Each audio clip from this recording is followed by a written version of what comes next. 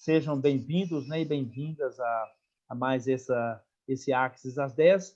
Nós estamos desde março, assim que começou aí a quarentena, o isolamento, nós estamos semanalmente trazendo alguns temas relevantes aí dentro do nosso programa de trabalho, digamos assim, dentro dos temas com que a gente trabalha no Axis.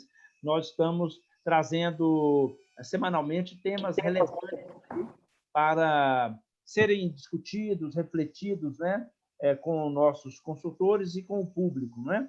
Hoje nós vamos falar sobre trazer, né, algumas reflexões sobre a volta às aulas no Brasil, com alguns exemplos de algumas cidades, problemas que estão sendo encontrados, problemas que têm que ser observados, não é? Nós já tivemos uma outra live há uns meses atrás, falando um pouco disso em alguns outros países. A Graça hoje, que é a nossa convidada, nossa consultora, Graça Drummond, que é especialista na área de educação, tem aí uma longa trajetória aí na área educacional, ela vai estar trazendo para a gente alguns pontos mesmo para reflexão, porque também não há, até o momento, nada muito sólido, né? Digamos assim, nenhuma certeza no que diz respeito aí à pandemia. Então, o que a gente pode promover, digamos assim, são algumas reflexões, citar algumas fontes, citar movimentos que estão acontecendo no sentido de mitigar os efeitos da pandemia, enfim, são na linha mesmo de debate, das discussões. Só relembrando a quem está participando aqui da primeira vez, nós temos a apresentação que a Graça vai fazer, cerca de 40 minutos, e logo após a gente abre uns 20 minutos finais para perguntas. Quem quiser fazer perguntas, por favor, usem o chat aqui do Zoom para mandar as perguntas e no final eu leio e coloco para a Graça essas questões. Tá bem? Então, bom Axis às 10 a todos e a todas. Graça, por favor, seja bem-vinda. Bom dia. Obrigado, Sebastião. Bom dia a todos, sejam todos muito bem-vindos para mais um Axis às 10. Como o próprio título do nosso momento indica, nós vamos estar fazendo reflexões sobre a abertura de escolas no Brasil. O Sebastião colocou muito, é um momento ainda de muita incerteza, então não há definições muito claras, e a gente vai estar trabalhando em cima de algumas coisas que nós estudamos, discutimos juntos. Eu gostaria de começar lembrando mais uma vez do cenário, né? Em especial do cenário da volta às aulas no Brasil. O Sebastião, há alguns dias, ele fez um vasto apanhado no mundo, de países que já voltaram, como tem sido essa volta, então a gente não vai falar do cenário mundial, nós vamos focar no Brasil, o momento que nós estamos vivendo aqui. Lembrando, né, que esse cenário é um cenário planetário, né? Mas o nosso foco hoje vai estar no Brasil, porque nós temos já algumas realidades de indicação de volta às aulas, cidades voltando, cidades com recomendação de voltar e não voltando. Então, a gente vai pensar e refletir sobre essas questões. Então, vamos começar colocando esse cenário. Já colocamos, o período de volta às aulas não é só brasileiro, é mundial. Nós tivemos, durante esse período da pandemia, segundo a Unicef, cerca de 1,5 bilhão de alunos fora de aula, né? Eu assisti uma live da FGV com Unicef, Unesco, Banco Mundial, e eles colocavam a grande preocupação desses alunos fora de aula, da sala de aula, fora da escola, por tudo que nós temos acompanhado e visto. E mais um dos principais pontos que eles abordaram dessa ansiedade da volta às aulas é a questão da violência doméstica. Lembrando que a violência doméstica, muitas vezes a gente pensa em termos só de crianças pobres, né, da classe mais pobre, mas a violência doméstica é um fenômeno que atinge a todas as classes. Então, todas essas crianças e jovens ficam expostos a essa situação da violência doméstica. E outra questão que preocupa nesse cenário de tantos jovens e crianças fora da escola é o impacto disso, que, mais uma vez, esse impacto é nas classes mais pobres, né? Pelas condições que nós sabemos muito bem. E nossos alunos das escolas, com certeza todos vocês que estão aqui, os alunos, de uma forma ou de outra, foram acompanhados, tiveram acesso. Mesmo assim, Portugal, que já voltou e fez um diagnóstico, e fez um estudo que apresentou nessa live da FGV, ele mostrou que a aprendizagem lá teve uma média de 20%, não ultrapassou a isso. Então, uma aprendizagem muito baixa. A realidade de Portugal, ela é muito próxima da nossa, porque as escolas usavam muito pouco ainda o recurso, né, online, aulas online, o sistema à distância. Então, a gente pode pensar também que nós vamos ter esses problemas. Outra questão importante, gente, é que muitas crianças não tiveram vínculo com a escola neste período. Eu tenho lido e acredito também que mesmo as crianças que tiveram aula, esse vínculo foi muito perdido. Por exemplo, educação infantil. A educação infantil, as crianças da educação infantil e do fundamental anos iniciais, elas são muito sinestésicas, elas são muito do movimento, do contato, da proximidade. Então, mesmo estando em aulas online, elas sentem essa ausência do vínculo, elas não criam esse vínculo. Nós tivemos crianças que tiveram um contato com a professora de um mês. Então, porque nós, no Brasil, nós mudamos essas professoras, temos esse hábito, o aluno, a cada ano, ele tem uma nova professora na educação infantil e nos anos iniciais. Então, essas crianças estão tendo essa dificuldade do vínculo. Outra questão também dessa volta às aulas é a seguinte: estágios diferentes da pandemia não permitem medidas unificadas. Todos os documentos oficiais, o Conselho Nacional de Educação, no dia 6 de outubro, ele acabou de lançar as diretrizes para a volta às aulas, né, para definir esse ano letivo 2020-2021, até atendendo a lei a Lei 14.040, de 18 de agosto do MEC, que estabelecia que essas diretrizes deveriam ser dadas por ele. E ele estabelece que as medidas pedagógicas, todas as medidas pedagógicas, nós vamos falar um pouco mais tarde disso, mas ele deixa bem claro que a decisão de volta às aulas está ligada às secretarias municipais de saúde, quer dizer, é local. E como a irmã estava até comentando aí conosco, a irmã Norma, já tem uma decisão, por exemplo, na cidade dela, e essa decisão existe em várias cidades do Brasil, conforme a gente pode ler, que só voltam no ano que vem. Só vão voltar em 2021. Por quê? Porque cada realidade é uma, né? E nós vamos ver daqui à frente que nós temos o quê? O ano eleitoral.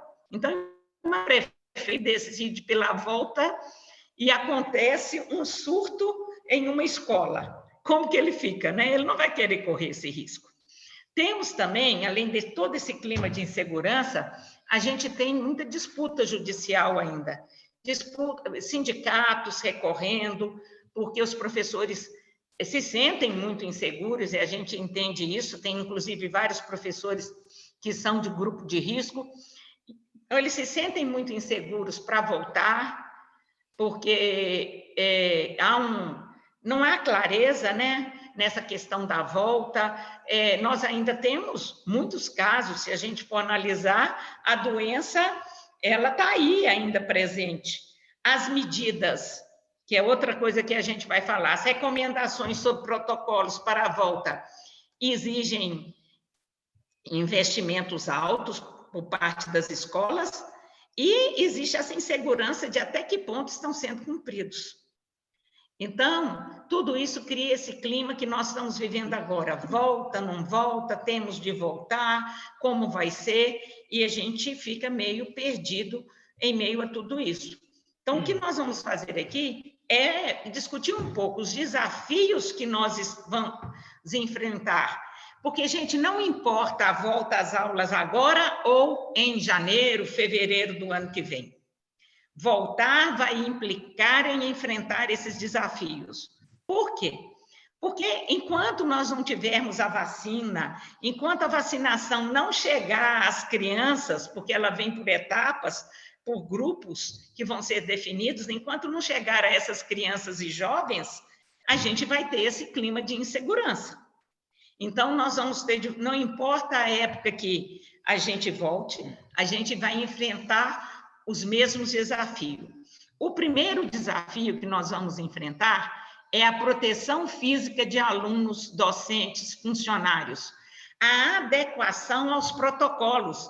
E esses protocolos, apesar de nós termos diretrizes gerais, eles variam muito de cidade para cidade, de estado para estado. Então, o primeiro desafio é esse, é adequar a estrutura física, capacitar todos dentro da instituição, todos aqueles que vão receber os alunos, os docentes, os funcionários, para receber os alunos e fazer cumprir os funcionários. E nós vamos ter de comunicar até as famílias, porque, por exemplo, a acolhida das crianças, a rotina das crianças vai ser diferente. Então, eu tenho de comunicar bem isso às famílias, ou do contrário, eu corro o risco de, ao começar as aulas, nós termos o quê? Nós termos uma série de conflitos com as famílias que não vão estar entendendo o nosso procedimento. Então, reuniões com todos, capacitação dos funcionários, dos docentes, reunião com as famílias para explicar esses protocolos são fundamentais. Outro desafio, recuperar alunos que evadiram. Esse é um desafio de buscar retomar esse vínculo com esses alunos que os pais desligaram da escola, cancelaram a matrícula, ver o que está acontecendo com eles, alunos que às vezes continuam matriculados, mas não estão frequentando as videoaulas, não estão fazendo as atividades. Então, recuperar esses alunos, trazer esses alunos de volta é de fundamental importância. Outra, nós estamos já em período de matrícula para 2021. Então, o outro desafio da escola é qual? O outro desafio da escola é recuperar, conquistar novos alunos, fazer essas matrículas, né? Organizar esse processo de matrícula, obedecendo a todas esses protocolos, né? Como que nós vamos fazer isso? Como que nós vamos divulgar a escola? O que nós vamos apresentar para os pais sobre o ano de 2021? Outro, recuperar os níveis de aprendizagem. Esse, para mim, é o maior desafio que nós temos. Vocês podem ter a certeza que nós teremos de trabalhar muito. Nós vamos ter crianças em níveis muito diferentes de aprendizagem na escola. Porque essa questão do ensino online depende muito do perfil da criança, depende do ambiente familiar, de como a família lidou com isso, de como os pais puderam estar ajudando, porque nós não podemos negar que nesse momento foi fundamental essa parceria escola-família.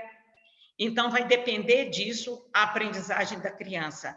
Então, nós vamos ter de proceder a testes diagnósticos, nós vamos ter de fazer o levantamento de quem fez, de quem não fez a atividade. Provavelmente, todos vocês também já devem ter aplicado avaliações. Então, estar com uma clareza de como está isso. Lembrando que essas avaliações feitas em casa não são diagnóstico para nós. Eu assisti reunião de pais de uma escola que os pais afirmaram que ajudaram os filhos a resolver a avaliação. Então, é o outro desafio. Ajustar currículo e calendário às orientações oficiais. Então, existe hoje uma diretriz, né, que está para ser homologada, mas já foi aprovada no Conselho Nacional, uma diretriz para esse período até dezembro de 2021, que orienta sobre todos esses aspectos. E é interessante lembrar que a diretriz é tão clara que ela, a todo momento, ela coloca sistema de ensino privado, público, escolas privadas, escolas confessionais, e ela dá muita autonomia à escola para fazer essas adequações, em função dessas diferenças que nós sabemos. Mas na frente nós vamos falar sobre essas diretrizes, nós vamos falar um pouco sobre isso. Comunicação com as famílias. Nunca foi tão importante comunicar bem com as famílias. E as famílias, elas estão muito inteiradas do que está acontecendo. E muitas vezes no meu Zap, no meu Facebook, eu recebo mensagens de pais, de alunos, de amigos, que são amigos nossos, né? Mandando resoluções, questionando coisas. Então, eles estão se inteirando. Então, a escola tem de ter clareza, transparência, buscar comunicar bem com as famílias sobre o que decidiu. Inclusive, nessa resolução que nós vamos ver daqui a pouco, lá também está bem claro que a adequação do calendário, as decisões, elas devem ser colegiadas. Então, tem de ouvir a família, tem de participar, a família tem de participar. Cuidado com a saúde emocional de professores e alunos. Uma escuta que a gente tem tido das cidades, de escolas que já voltaram, até quando foi falado na live internacional sobre o cenário internacional que Sebastião fez e tudo, uma coisa que tem sido muito falada, tem chamado a atenção, é a necessidade emocional de professores e alunos. Então, a necessidade desse cuidado, que eles têm voltado muito fragilizados emocionalmente. Então, a gente precisa preparar isso. Então, às vezes, é necessário até um especialista para nos ajudar nessa organização. Sebastião? Graça, só lembrando aí ao público, né, que nós desenvolvemos 2 protocolos psicológicos, né, para essa volta, para esse cuidado com professores, com funcionários, né? O Axis desenvolveu isso para os nossos clientes ou para os interessados. Quer dizer, todo um protocolo com as etapas, o tipo de escuta, como é que se faz uma escuta, para as escolas, por exemplo, que não tem, né, um psicólogo ou psicóloga, para as escolas poderem fazer isso. Então, nós desenvolvemos esses protocolos. Obrigado. Então, aí, olha, já tem aí, nós já temos esse produto, né? Está muito bem estruturado e é importante, boa lembrança de Sebastião, e é importante, então, estar atento a essa questão, como nós falamos. Gestão pedagógica. Né? A gestão pedagógica tem que ser muito bem cuidada nesse momento, porque é um momento atípico, em que os calendários, toda aquela rotina que nós tínhamos até então, eles não estão valendo. Então, nós temos de pensar na avaliação diagnóstica, como ela vai ser feita, na enturmação, porque a discussão sobre enturmação, eu ouvi várias. Uma que me chamou a atenção foi quando ele foi colocado que talvez uma questão que aí na enturmação deveriam ser ouvidos os pais antes de se fazer, porque pode ter pai que decidiu que o filho não volta, e o pai tem o direito de decidir que o filho vai ficar somente em aulas online, em aulas à distância. É um direito do pai. Então, para mim enturmar, eu tenho que saber quem volta e quem não volta. Né? Outra questão também que foi sugerida, até pela Cátia Smolli, numa live que eu assisti dela, é que se fizesse a enturmação a partir da avaliação diagnóstica. Então, privilegiando com aulas presenciais aquelas crianças e aqueles adolescentes que apresentaram mais dificuldade no diagnóstico. Aí, dialogando com os pais e enturmando para que também eles tenham um atendimento especial. Não é voltar da mesma, oferecer o mesmo produto para todos. Então, pensar nisso, oferecer as mesmas aulas, o mesmo tratamento. O planejamento nunca foi tão importante. Por quê? Como que eu comunico à paz, à Secretaria de Educação, aos órgãos oficiais, o que eu estou fazendo?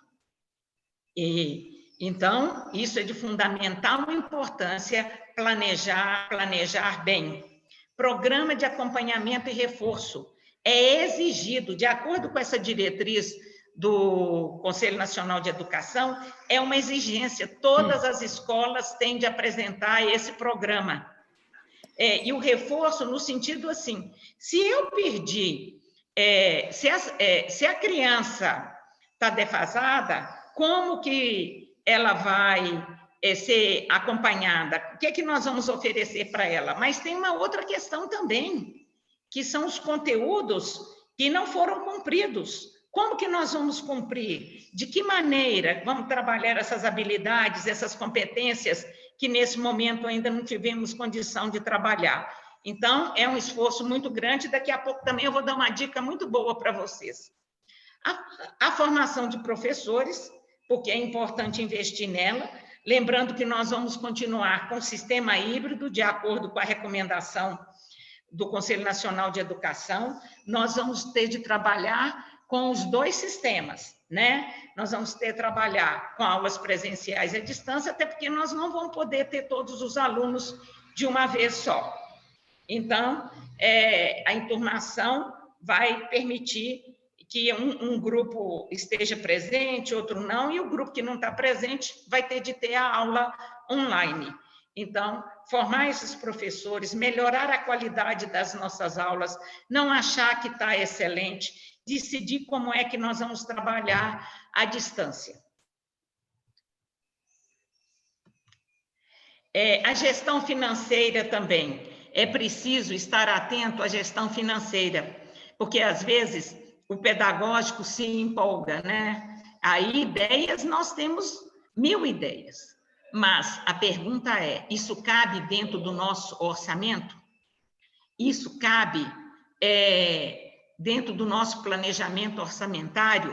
Está atento para isso, gente, porque senão compra um produto aqui, tem uma coisa muito legal ali. Não, vamos pôr tantas aulas a mais. E vamos fazendo de tal forma que a gente depois estoura com o orçamento e vamos ter problemas financeiros sérios. Trabalhar a inadimplência. Por quê? Que já deve estar sendo trabalhada, mas nessa volta às aulas, estar mais atento ainda, porque como nós vamos ter contato com os pais, como nós vamos ter contato, né, mais direto, e saber realmente quem está frequentando, quem não está, a gente deve estar atento a isso. Até porque em período de matrícula, um dos pré-requisitos para a matrícula é esse trabalho com a inadimplência. Mudar a educação. Não se pode voltar à educação antes. Não podemos voltar à escola falando assim, como nós paramos em março, como foi feita na última aula online. Não, gente. Nós precisamos voltar com novos projetos. Nós precisamos voltar com um novo olhar, uma nova escuta, uma nova visão da educação. Eu acho assim que toda crise tem os dois lados. Essa é a grande colheita que nós podemos fazer desse momento de crise, a mudança. A escola, né, ela foi heroína nesse momento. Ela conseguiu, de uma hora para outra, estar num sistema online, resolver questões que ela antes não estava resolvida, mas não pode se acomodar e achar agora nós voltamos a tudo como era antes. Ao contrário, como nós vamos conviver com as duas realidades. Eu assisti uma palestra, essa live da FGV, e estava presente alguns profissionais da área educacional, de organismos internacionais, e uma coisa que foi colocada por eles foram 3 princípios básicos para se enfrentar este período. Primeiro princípio, ouvir, escutar, consultar os parceiros, família e colaboradores.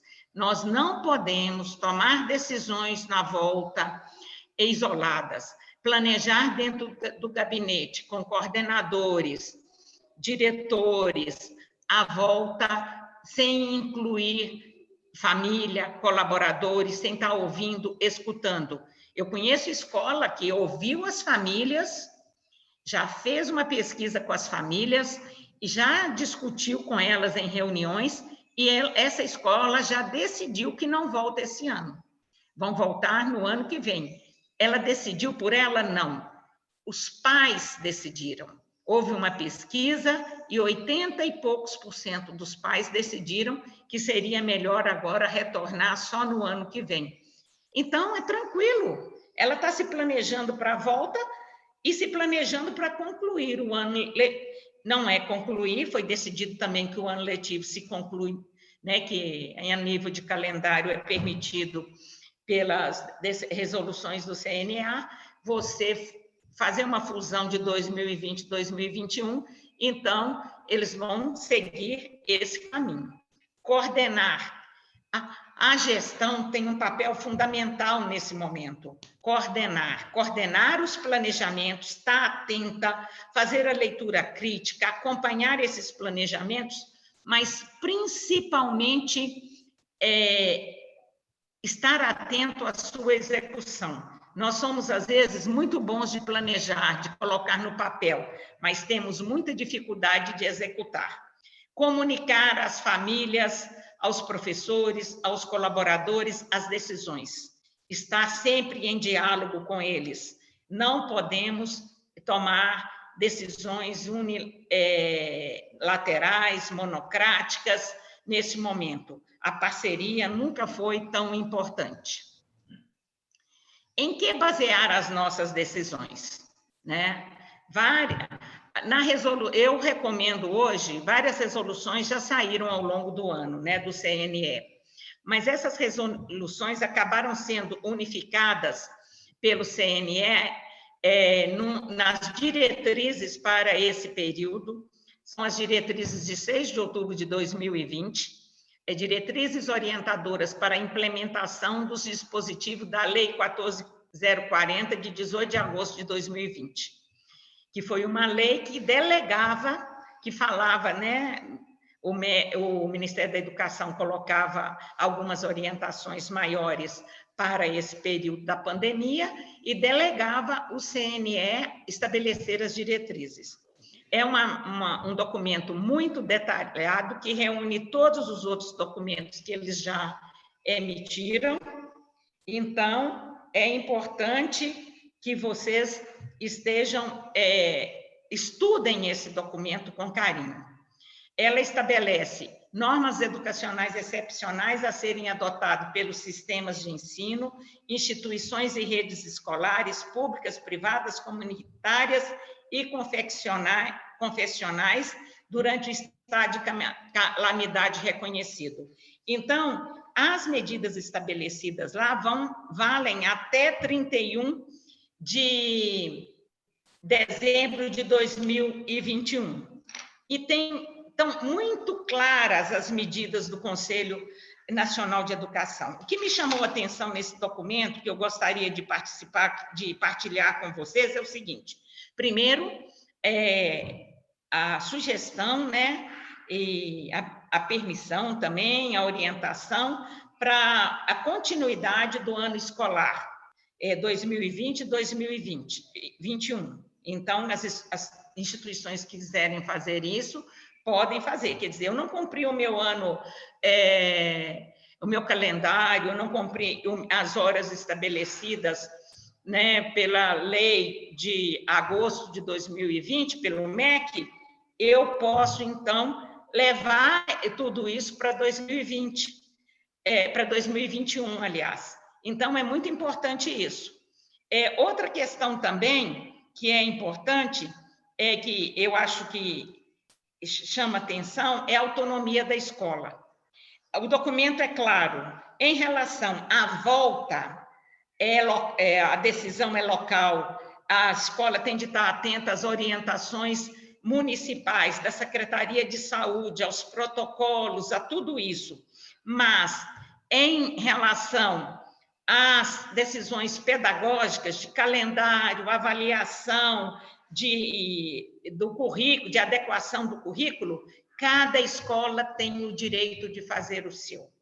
Desde que planeje, que apresente um planejamento claro, ela tem autonomia para fazer isso. Então, é o que me chama a atenção. E também, as próprias diretrizes já estabelecem o ensino remoto até 2021. Então, a escola provavelmente vai conviver com o sistema híbrido diante da necessidade desse sistema híbrido em função dos protocolos estabelecidos pela vigilância sanitária, pelas secretarias de saúde. E ela também, outra questão que chama atenção, é que o tempo inteiro ela fala da necessidade de se tomar decisões colegiadas em relação a calendário, a avaliação, ouvindo os profissionais da instituição e ouvindo famílias também. Também, hoje, existe na internet muito material disponível para servir de estudo e inspiração para o trabalho, né, para o nosso trabalho. Mas me chamou a atenção um trabalho do Instituto Reúna, que elaborou os mapas de foco de todas as áreas de conhecimento. O que são esses mapas de foco? O Instituto Reúna é uma instituição com um grupo de educadores muito conceituados e que, inclusive, alguns participaram da discussão do novo currículo, né? Do currículo nacional, e aí ele elaborou os mapas de foco de todas as áreas do conhecimento. Segundo eles, os mapas de focos não substituem o que dispõe a BNCC, ou os currículos de referência, que apresentam os direitos de aprendizagem de todos os estudantes. Mas esses mapas referenciam-se na base e, a partir dela, vão se converter em estratégia que orienta e apoia as redes em cenários adversos, como paralisação das aulas, para fazer priorização de habilidades ou flexibilização curricular em situações de exceção, que é o que nós estamos vivendo lá. Então, o que eles fizeram, gente? Eles estabeleceram o que é prioritário no currículo em cada área do conhecimento, para que esses alunos tenham condição de seguir a sua vida estudantil, né? De prosseguir. Por exemplo, na matemática, o que é prioritário lá no segundo ano, para ele dar continuidade no terceiro, sem comprometer muito o processo? Então, são essas habilidades, são essas competências que nós temos de focar. Então, fizeram isso em todas as áreas do conhecimento. Então, eu acho que isso é um documento em que a escola pode se debruçar para fazer isso, porque não adianta você ter um material didático e, nesse momento, querer cumprir todo esse material didático que você não vai dar conta.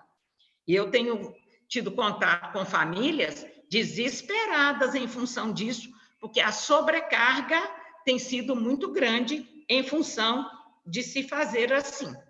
Então, está aí o Instituto Reúna, o endereço digital delas, para que vocês consultem e debrucem com carinho. Finalmente, né, nosso tempo já está chegando ao final, e eu acho que a parte mais importante da nossa fala hoje é essa parte agora que nós vamos entrar. Faz escuro, mas eu canto. Eu peguei, né, o título desse poema de Tiago de Mello, que é título também de um pequeno livro de poemas dele, que foi feito na época da ditadura, para poder iniciar uma conversa com vocês.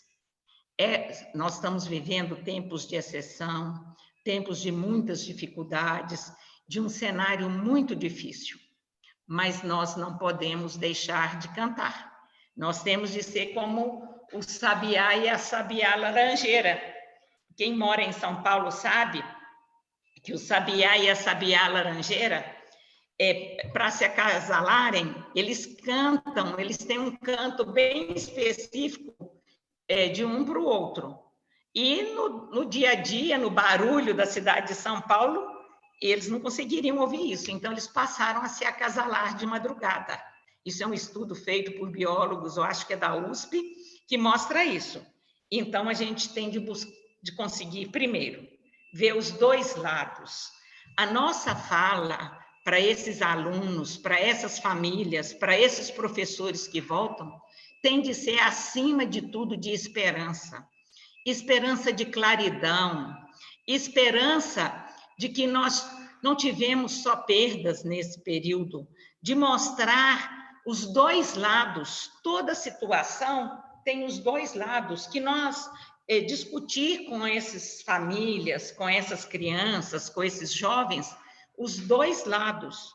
Nós temos para isso, para trabalhar essa esperança, para trazer de volta essa alegria, nós temos de ouvir nossos funcionários, nossos colaboradores, nós temos de ouvir nossos professores, nossas famílias, acolhê-los nas suas dificuldades, ajudá-los naquilo que for possível, mas nós temos também de saber mostrar o outro lado, né? E uma coisa importante é o seguinte, para aqueles que vão retornar agora ou no ano que vem, quando nós retornarmos, gente, não vai ser um mar de rosas. Nós sabemos das dificuldades, dos problemas que podem surgir. Então, atentem para o seguinte, é preciso estar com uma escuta muito apurada, um olhar muito diferenciado, para nesse momento a gente perceber, olha, eu sei que pode ter um caso de Covid na escola, aí eu vou fazer uma tempestade, vou desestabilizar todo mundo, vou criar um clima de insegurança, então eu já tenho de estar claro no meu planejamento as situações de emergência, para que eu não deixe voltar à escuridão, para que permaneça com todos os problemas a alegria, a esperança, para que eu não crie, para que o caos não se instale. Então, é esse cuidado, né? Eu acho que, igual o Sebastião estava falando, é um protocolo mesmo de cuidados emocionais, de como lidar com situações adversas, de como tratar as perdas. Eu estava vendo outro dia, eu li um documento, não sei aonde, que falava muito da importância de se planejar a escuta, como que eu vou lidar com aquela criança que perdeu o avô, que perdeu alguém da família, como que nós vamos lidar com isso? Como eu lido se um professor, durante o período, aparece com Covid, que tem de ser afastado, como que eu vou lidar com essa situação?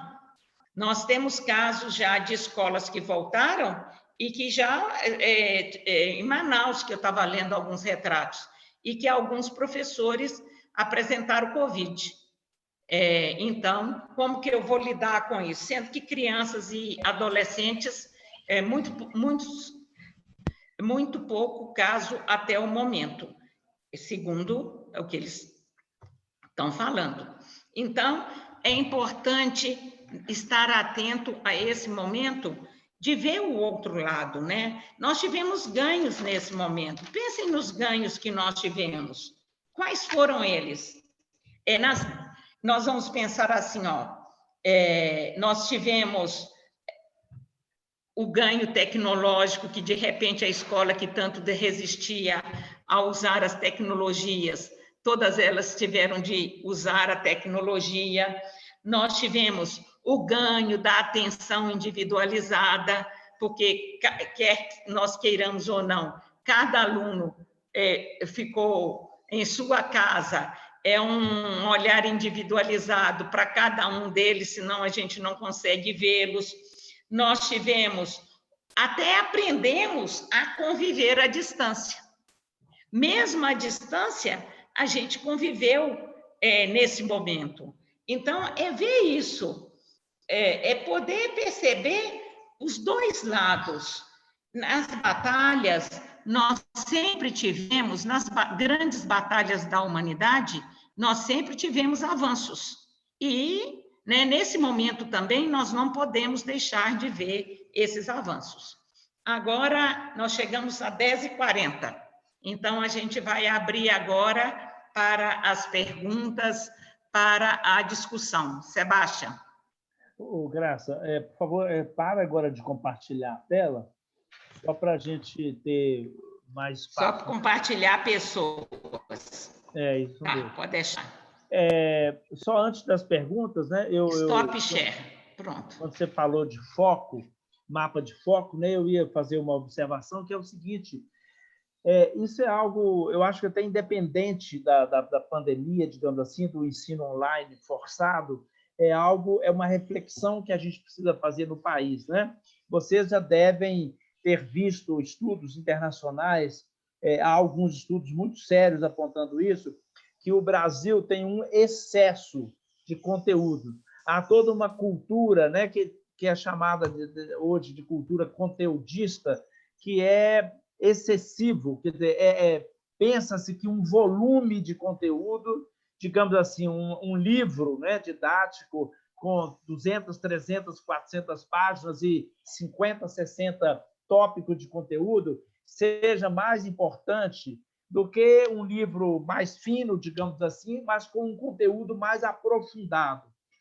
Nós temos, então, na nossa educação, eu conheço aí cerca de mais de 150 colégios mundo afora, em mais de 30 países, e sempre nessas viagens todas eu procuro investigar essa questão desse volume de conteúdos. E não há isso nos outros países, né? Nós criamos, na verdade, no país, muito por conta da própria educação ser também uma área de negócios, né?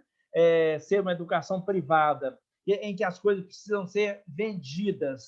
Então, esse excesso de conteúdo, ele é uma enganação, na verdade. Não adianta você passar por um conteúdo muito rapidamente sem conseguir se apropriar daquele conteúdo, sem conseguir aprofundar. Isso tanto de parte do professor, que não tem tempo suficiente para abordar de forma adequada aquele conteúdo, quanto de parte do aluno que não consegue se apropriar devidamente daquele conteúdo. Então, é algo que esses mapas de foco procuram ajudar, né? Com a seguinte reflexão: o que realmente é fundamental? O que é prioritário? O que é essencial dentro de cada disciplina? É uma reflexão que todos nós aí precisamos fazer no país, de modo geral. Queria só, então, fazer essa observação aí. Agora, claro que isso é uma reflexão que tem que ser feita com os pais, tem que ser feita com as editoras, né, que fazem hoje esses sistemas de ensino e acham que para vender tem que colocar muita coisa. Os próprios pais se enganam, né, nesse sentido, muitas vezes é um auto-engano também, né? Porque o pai, na verdade, sabe que não adianta esse excesso de conteúdo sem aprofundamento. Muitos pais sabem, outros não. Mas a escola tem que ter uma posição um pouco mais adequada e um pouco mais reflexiva a respeito disso. É uma mudança em curso, eu diria, que precisa ser feita. Bom, Graça... Sebastião, pois não. Aí, só lembrando sobre o que você está falando, que é um mapa de foco, inclusive, ele não trabalha conteúdos, não, ele trabalha competências e habilidades, sim, porque sim. A base é em cima de competência e habilidade. Agora, eu vi muitas famílias nesse período saturados, porque a escola adota um sistema de ensino, apostilas e mais apostilas, e isso tudo está sendo... E aí o pai está sentindo que ter muito conteúdo para ser resolvido tudo, às pressas, sem a criança assimilar. Então, eu acho que uma grande mudança que tem que ser feita nesse momento é o olhar, sair do conteúdo para aquilo que realmente se estabelece, que são as competências e habilidades. Sim. Ok, Graça, uma observação de uma pessoa do público, de uma irmã, que é um desafio, né, que ela coloca. Como é que você vê isso, né? Como é que se elabora um calendário sem sabermos como e quando acontecerão certos eventos? Ela dá um exemplo, por exemplo, do Carnaval do Rio, né, que parece que vai mudar o mês, né? E aí fica complicado a escola elaborar um calendário também, até para o ano que vem, sem saber quando e se as aulas vão começar, mas quando, e ainda tendo esses eventos que vão mudar de data, né? O que você acha a respeito disso, em termos de planejamento? Olha, primeiro eu acho que o desafio é buscar as informações que realmente podem acontecer, do que pode acontecer. Eu não estou sabendo dessa história do carnaval no Rio um mês inteiro. Não, devem mudar da semana do carnaval, né? Devem mudar a semana, talvez mudar o mês. Ah, bom. Mas isso pode acontecer. Ô Sebastião, aí agora eu entendi. Aí, nesse caso, estou lembrando eu do acho... Círio de Nazaré, por exemplo, lá em Belém. Estou lembrando do Círio de Nazaré, que esse ano parece que já foi cancelado, mas isso pode acontecer o ano que vem também. Não é? Podem mudar a data, por exemplo. É esse tipo de coisa, né, que ela está chamando a atenção. Eu acho o seguinte, Sebastião. O calendário, antes de tudo, ele tem de ser um planejamento daquilo que eu vou trabalhar. Como eu vou trabalhar, como a escola vai funcionar, as horas que eu vou ter, como eu vou ter. Agora, deixar claro para os pais que nós estamos vivendo um momento de exceção e que essas adequações podem ocorrer. Por quê? Tradicionalmente, por exemplo, já tem o Círio de Nazaré. Se ele vai acontecer em outubro ou se vai acontecer em julho, por exemplo, eu não sei. Aí eu já faço um calendário prevendo que eu vou ter um recesso em uma determinada época, de tantos dias, de tantas horas, mas não me impede de planejar, apenas de estabelecer quando vai ser. Mas eu já vou prever no meu calendário esse tempo. Tá certo, claro. Graça, uma outra observação também, quando você falou, né, dos protocolos, né, de cuidado com os alunos, professores, né, e isso a gente sabe que vai ser fundamental, mas eu estava me lembrando aqui, quando você estava falando, de muitas escolas, né, que a gente tem também, a própria escola pública, mas na escola católica também, às vezes com salas muito cheias de aluno, por exemplo, uma sala com 40 alunos, num espaço físico pequeno, às vezes nem aquele 1,5 metro, né, por aluno que a lei pede, né? Mas às vezes tem menos do que isso, e agora, com distanciamento de 1,5 metro a 2 metros por cada aluno, essa sala de 40, por exemplo, ela talvez caiba 15 alunos, né? Então, o desafio adicional para a escola, tanto em termos financeiros, porque ela vai ter que ter mais espaço, né? Voltando aí às aulas físicas, eu quero dizer, ela vai ter que ter mais espaço, que muitas vezes ela não tem outras salas, ou então, mesmo no ensino híbrido, né? Uma parte em casa, outra parte na escola, ela vai ter que investir mais em equipamentos, talvez o professor dar 2 vezes a mesma aula, repetir, o que vai ter um impacto também orçamentário muito grande para as escolas, além daquele investimento que você já disse, que a gente já sabe, de álcool gel, de banheiros com mais limpeza, com eventualmente aquela separação de acrílico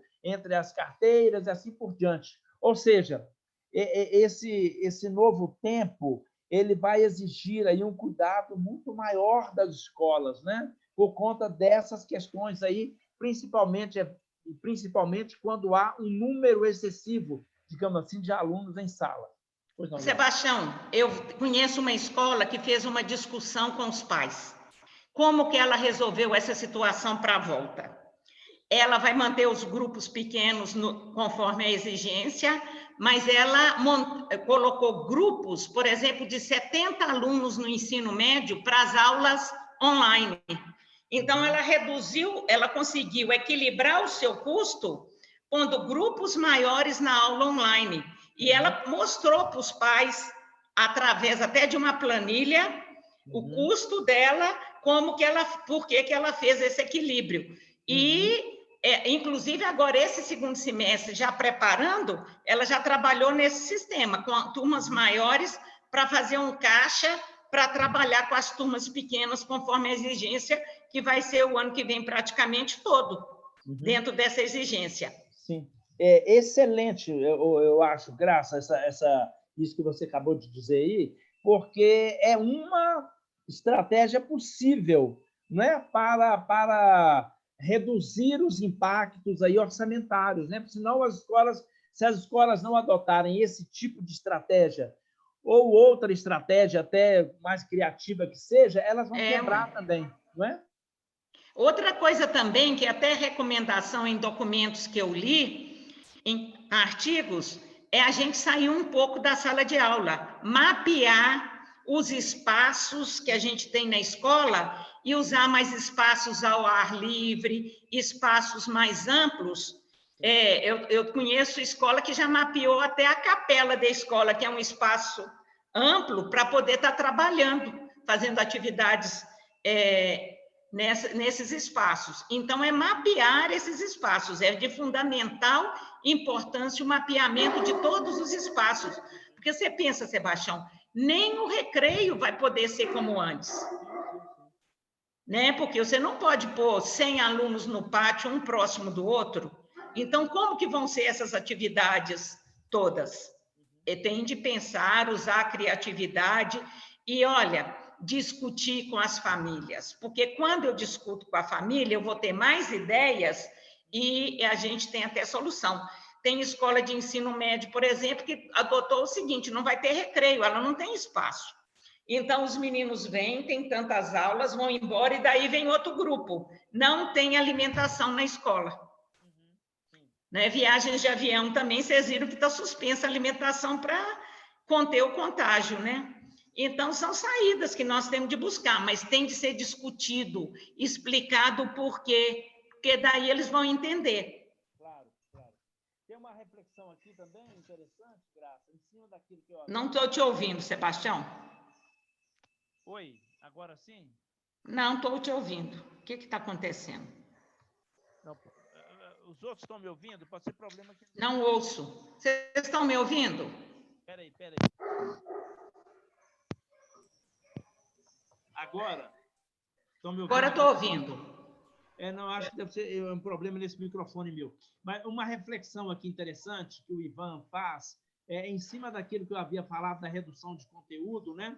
O que ele coloca é bem interessante, é algo para pensar mesmo, é que a maioria das escolas acaba sendo regida pelo conteúdo, pelos sistemas de ensino, pelo volume de conteúdo, né?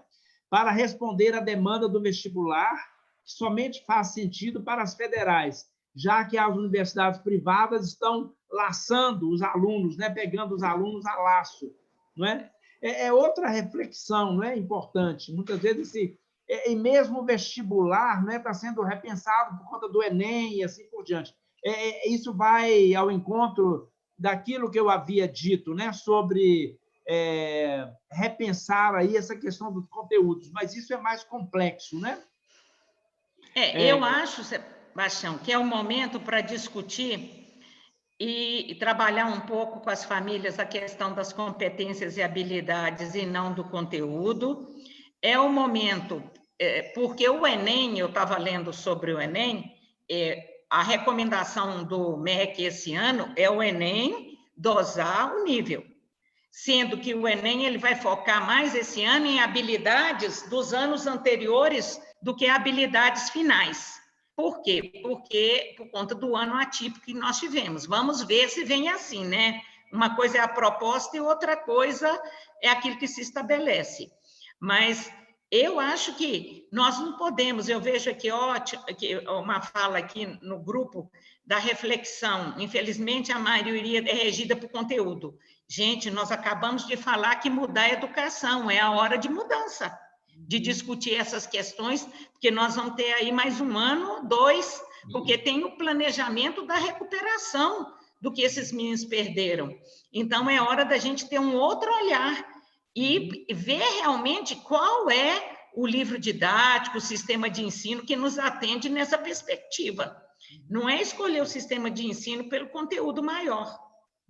Sim, isso mesmo.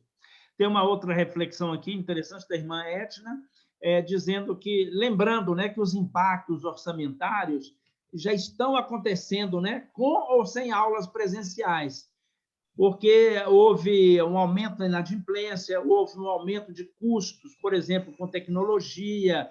Na verdade, assim, o impacto, né, da pandemia sobre as escolas privadas é muito grande, né? Esses impactos orçamentários, eles estão em todas as áreas, né? Só lembrando... Pois não, Graça, você ia comentar sobre isso? Eu acho, inclusive, que a mobilização dos sindicatos, que são os representantes das escolas, nesse sentido, foi muito pouco em função de busca de financiamento nesse momento, porque a educação privada, nós sabemos, tem um papel importante na educação. Então, de discutir um pouco mais essa questão. A gente tem, o AX mesmo tem compartilhado com muitas escolas essas dificuldades, né, Sebastião? É muito sério.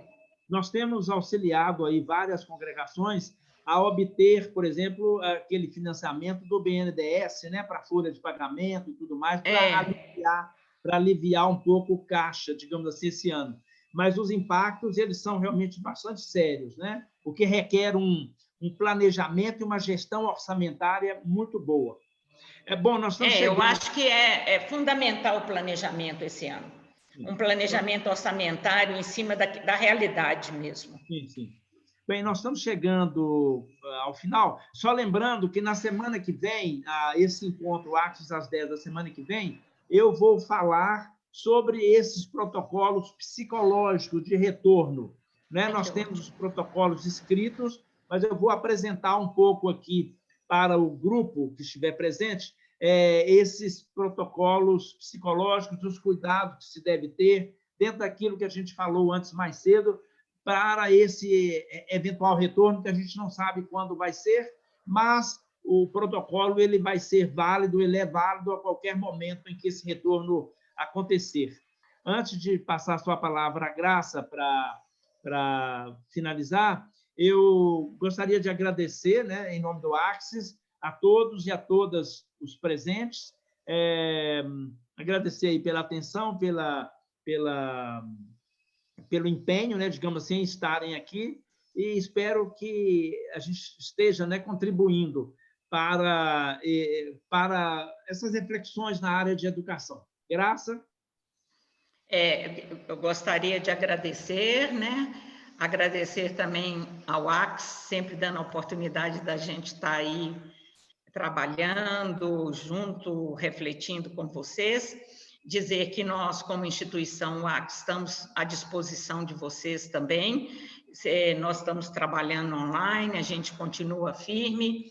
E dizer uma coisa, voltando de novo ao Tiago de Mello, lembrar que a gente saia daqui hoje, nessa reflexão sobre a volta às aulas, que o mais importante nessa volta às aulas é a preocupação com o conteúdo, não é a preocupação com nada que seja nesse sentido de quantidade de aulas, nada. O mais importante é o cuidado com a pessoa humana. É como nós vamos acolher esses jovens, essas famílias, esses professores. É como nós vamos levar essa esperança essa mensagem de esperança, de alegria, de poder trabalhar com as famílias, ver o lado positivo deste período. Os ganhos, vamos falar daquilo que ganhamos nesse período, porque as perdas já estão aí evidentes. Então, vamos ver como trabalhar isso. Vamos trazer os parceiros para o nosso lado realmente. Muito obrigada a todos. Obrigado, Graça. Obrigado a todos e a todas, então, e até a próxima.